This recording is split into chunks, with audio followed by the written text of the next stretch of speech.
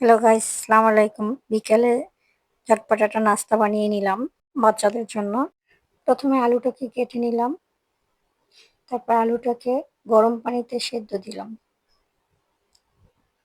আলুটাকে ভালো করে সেদ্ধ করে নিলাম। সেদ্ধ করার পরে আলুটাকে উঠে চাটনিতে ছেঁকে নিলাম।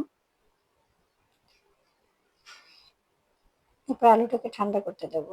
আলু যতক্ষণে ঠান্ডা হয় ততক্ষণে আমি একটা বলে আটা নিলাম।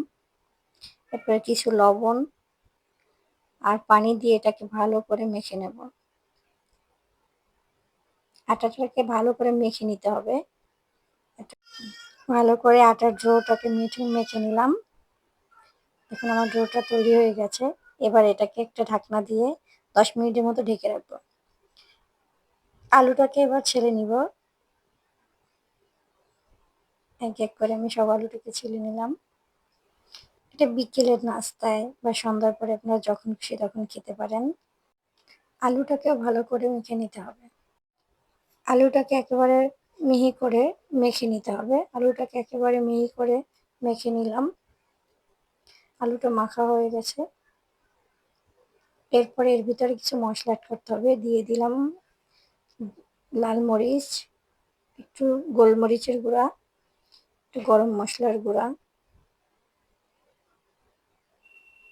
একটু জিরা গুঁড়া, স্বাদ মতো লবণ। এবার এটাকে ভালো করে মেখে নেব। মাখা হয়ে গেছে। এবার আটার ডোটাকে আমি 2 ভাগ করে নিলাম। রুটি বেলে নেব। এটাকে ভালো করে রুটি বেলে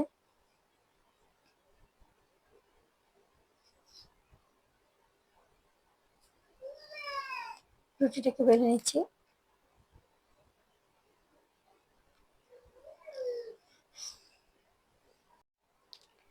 রুটিটা বেলা হয়ে গেল। এরপর একটা বাটি মাঝখানে বসিয়ে চারপাশে আমি যে আলু দিয়ে যে মশলাটা মেখেছিলাম ওটাকে চারপাশে দিয়ে দেব। দিয়ে দেওয়া শেষ। এবার বাটিকে উঠিয়ে এটাকে শেপ করে কেটে নেব।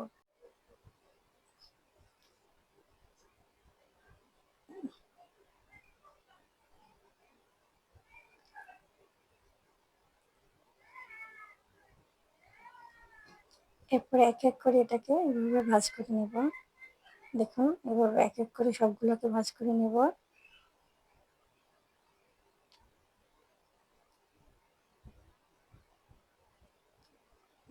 আমার সবগুলো ভাঁজ করা হয়ে গেছে।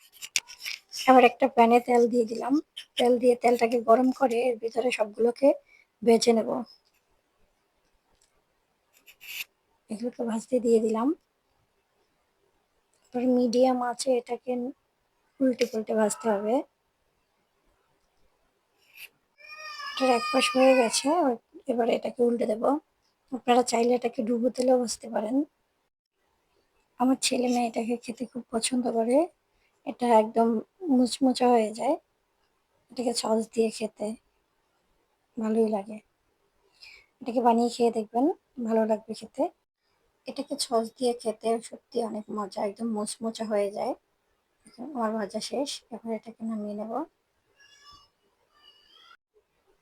এবার এটাকে পরিবেশনের পালা। একেবারে মচমচে তো, তাই খেতে মজাই লাগে।